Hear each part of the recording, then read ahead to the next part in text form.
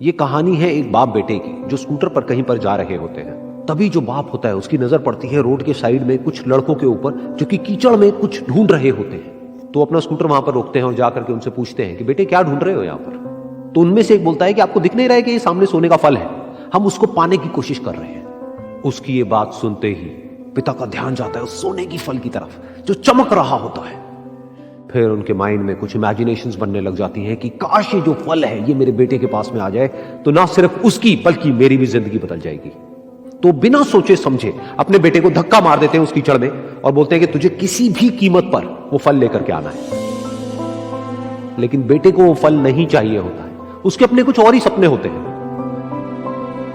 वो बहुत कोशिश करता है अपने पिता को ये समझाने की कि मेरी खुशी इस फल में नहीं है, मेरी खुशी कहीं और है, मेरे सपने कुछ और है। लेकिन उसके पिता उसकी एक नहीं सुनते हैं। वो उसको धक्का मारते हैं उस कीचड़ में और बोलते हैं कि मैं तुझसे पूछ नहीं रहा हूं, तुझे बता रहा हूं कि तुझे वो लेकर के आना है। तो वो बेटा भी अपने बाप के सपने को सच करने के लिए अपनी पूरी जान लगा देता है और पूरी कोशिश करता है कि किसी तरीके से उस सोने का फल उसके हाथ में आ जाए।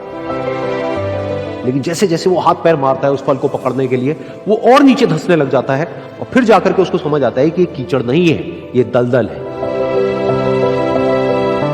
वो चीखता है, चिल्लाता है, अपने पिता को आवाज लगाता है, लेकिन उसके पिता उसकी एक नहीं सुनते। बोलते हैं कि बहाने मत बना, और भी लोग हैं वहां पर जो कर रहे हैं, तो जब वो कर सकते हैं तो तू क्यों नहीं कर सकता। तो एक बार वो फिर से कोशिश करता है और अपनी पूरी जान लगा देता है, लेकिन उसके बाद भी उसके हाथ में कुछ नहीं आता है और वो धीरे धीरे नीचे धंसता चला जाता है और मर जाता है। तब जाकर के उसके पिता को एहसास होता है कि उससे कितनी बड़ी गलती हो गई। वो वहीं बैठ करके रो रहा होता है, चीख रहा होता है, चिल्ला रहा होता है। तभी वहां पर एक साधु आता है और वो साधु उस आदमी से पूछता है कि तुम क्यों रो रहे हो। फिर वो आदमी उस सोने के फल की तरफ इशारा करते हुए उस साधु को अपनी पूरी बात बताता है और बोलता है कि इसमें मेरी क्या गलती है, मैंने तो जो कुछ भी किया अपने बेटे की खुशी के लिए किया। तो वो साधु उस फल को ध्यान से देखता है और उस आदमी को कहता है जिस सोने के फल की वजह से तुमने अपने बेटे को गवा दिया, कम से कम एक बार ध्यान से उसकी तरफ देखा तो होता कि वहां पर कोई फल है भी या नहीं।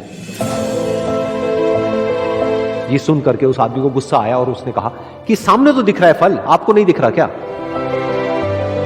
तब वो साधु उस कीचड़ के ऊपर एक पेड़ होता है जिसकी तरफ इशारा करते हैं और बोलते हैं कि वो जिसे तुम देख रहे हो वो उस फल की परछाई है, असली फल वहां पर उस पेड़ के ऊपर है।